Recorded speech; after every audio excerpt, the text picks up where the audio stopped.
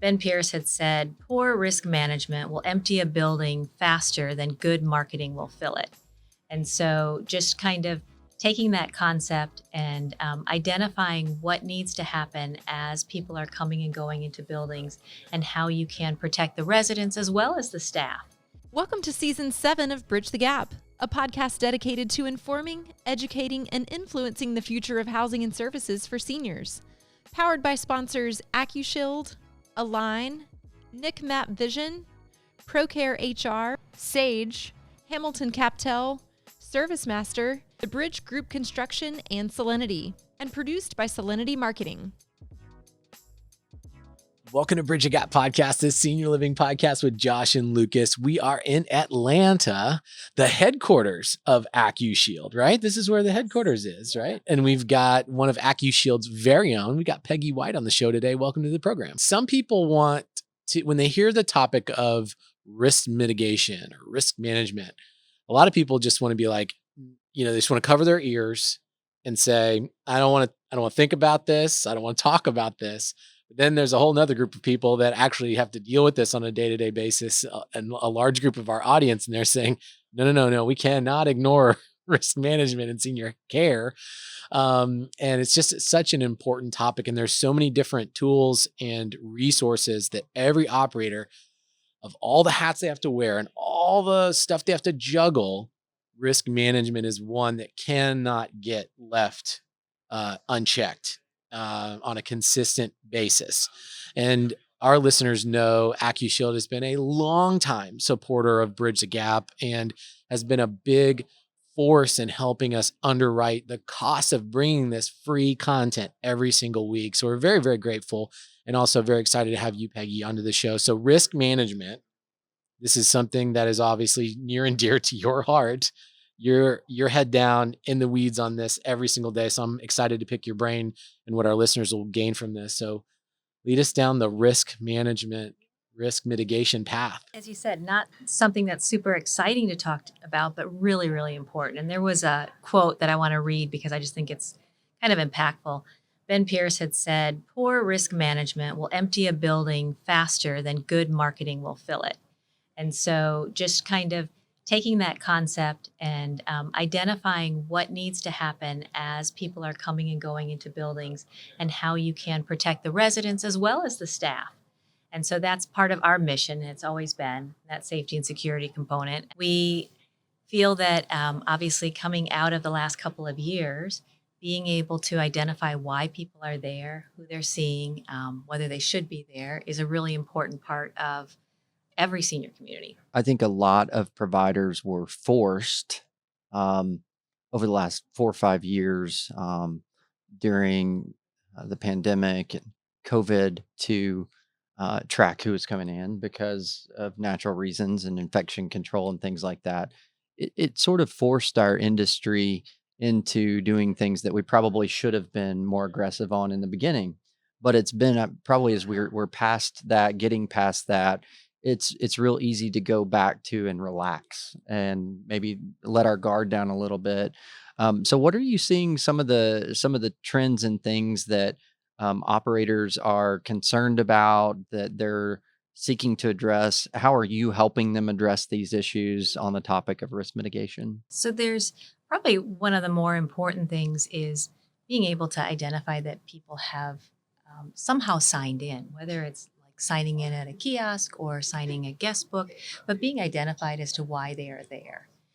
Very, very important, not just for the safety of the residents. Actually, the residents are sometimes the most kind of vocal about making sure that they want to see a badge on everybody that's walking down their halls.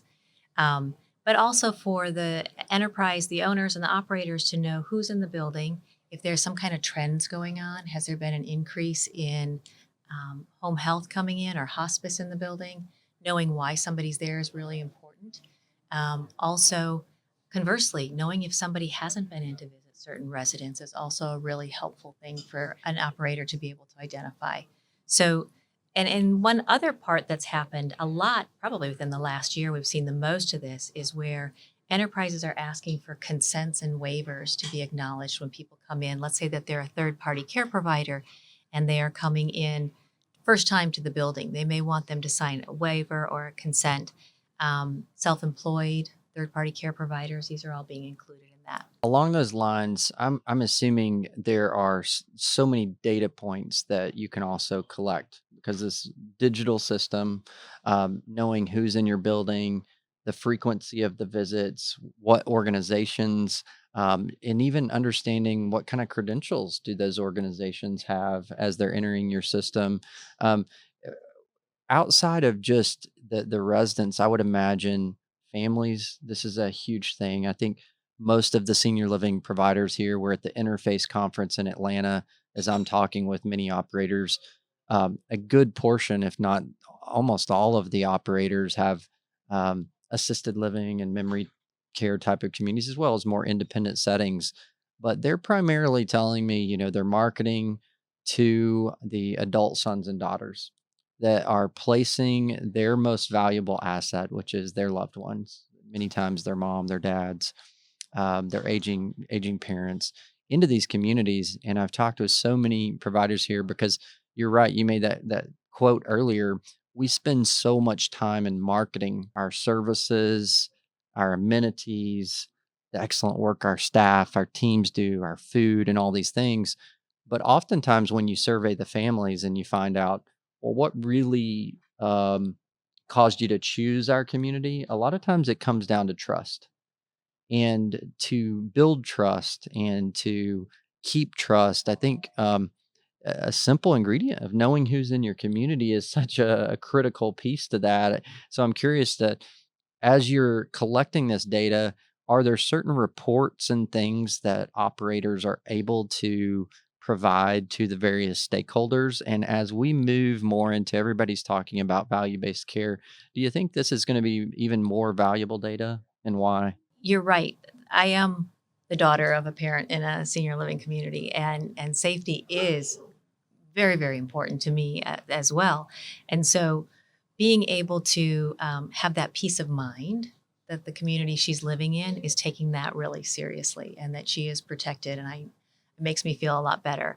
Um, yes, the being able to push, I think we've probably all been in communities where there's a picture of somebody who's set up behind the desk, like do not let them in type of an alert. And so we talked a lot today about replacing manual processes with the aid of technology. And so being able to set up the communities for success. If there's somebody that's not supposed to be there, the system can be set up to stop them and prevent them or send alerts if event they attempt to sign in, just to help kind of, as you say, get that risk mitigation, prevent situations by having this technological assist. And then the insights that are pushed to communities. It's funny today listening to the folks talk about how they want to get all this data into different systems. Value-based care is something that I do believe will be adopted in hopefully the near future. Knowing the people that are walking through the door to provide care is something that right now the system is not set up to capture. So by having a digital visitor management system and knowing that they are there to provide this type of care to these specific residents is going to be instrumental in putting that, closing the loop on all the total care. Family members want to know, did hospice show up today? Did somebody come in to change mom's wound? And so again, having that system to kind of support the team, there's just not enough time for the folks in the community to be able to be on top of all that unless they've got the assistance of this kind of a system. In the days, I can remember, I'm starting to feel older in the industry now, but it doesn't seem like that long ago where the notebook at the front desk that that was hit or miss, the pages getting turned, and how difficult that was, even if you could get everyone to sign it and be compliant, so to speak, and help you mitigate the risk.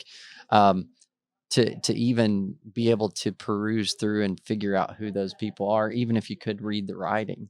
Um, and so I'm curious, so we're talking about who's coming in and out of your communities. Are communities also using this in any way to gate residents sign in and sign out as well? Absolutely. And in the higher acuity, independent living doesn't use it as much, but in assisted living, certainly in memory care, when a resident is leaving with a family member or going to be out of the community for, let's say, a doctor's appointment, being able to capture that that resident has left the building, how long they're gone for, who they're with, is also very, very important information for the community to have.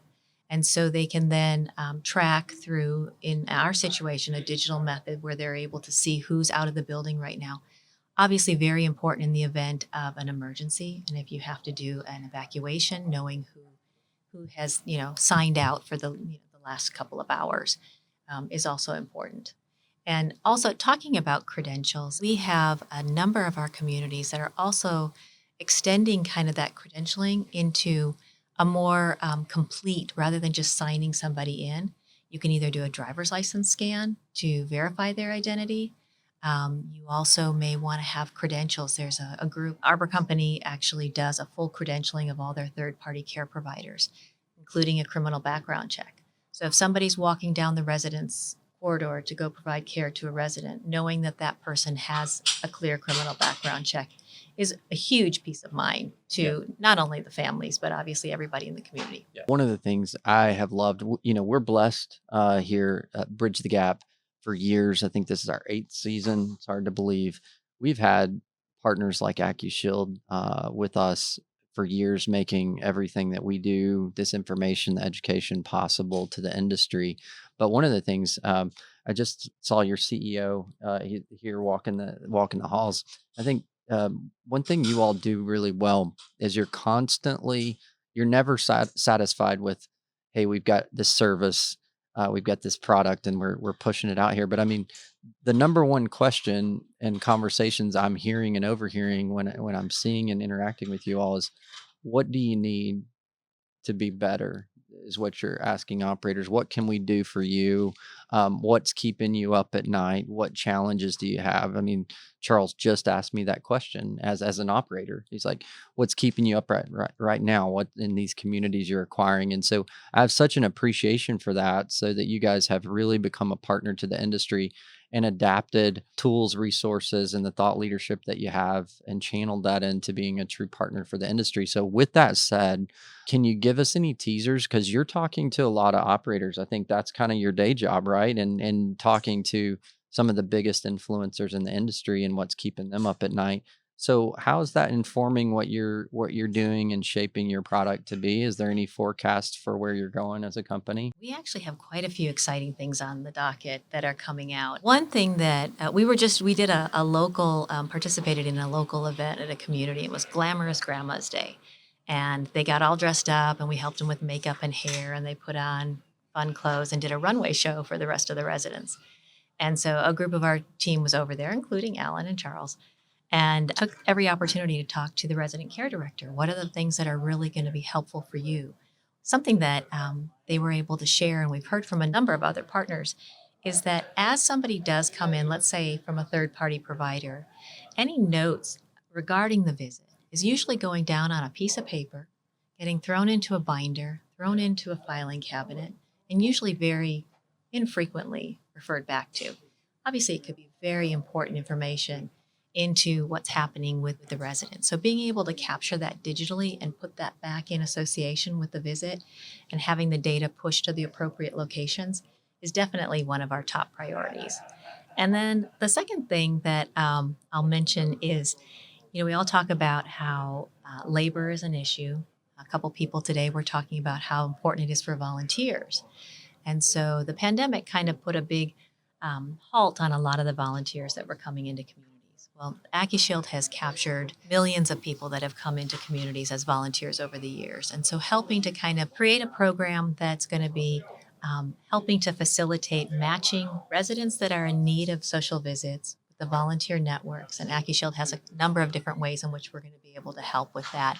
Will help support, again, the happiness of the resident, the peace of mind to the family members, and then certainly kind of easing the burden on the communities who are trying to get everything done and just don't have enough resources. On any given day, and I'm sure you guys have data you could spit out that would tell us exactly these numbers, but on any given day, I think of any size community in any market, the number of visitors, family members, healthcare workers, partners, you name it, however you want to classify them, volunteers that come into a community that we may know who they're coming to see. We may have an idea of generally what their position is, but you have no idea of what all the background they have, their interest, their passion.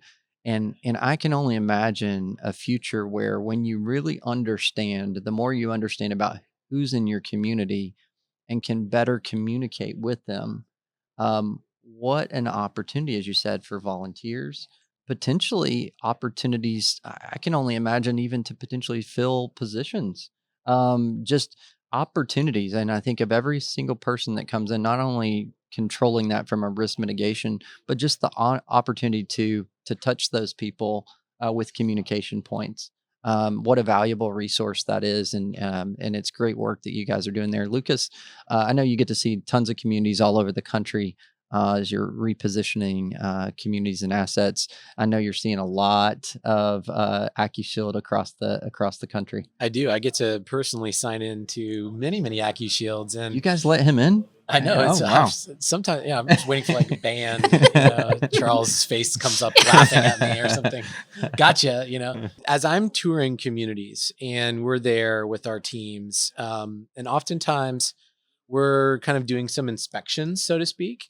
So we're going down the corridors and we're looking at different things, and we may even be going into units with the staff. The residents, they'll be going about their daily business, and they'll be coming out of their rooms, and this is where they live. Just like if you were to walk out of your bedroom and see somebody in your house, you want to know, who is this person? Are they with the staff here? Do they have an Accushield tag on their shirts? And I can just sense that when I make eye contact with them, is that it gives them a little bit of sense of relief that, okay, I can see that this person has checked in. This person is clearly supposed to be, is allowed into our community and our home. And so I witness that and notice it when we do that. And you talk about vendor management.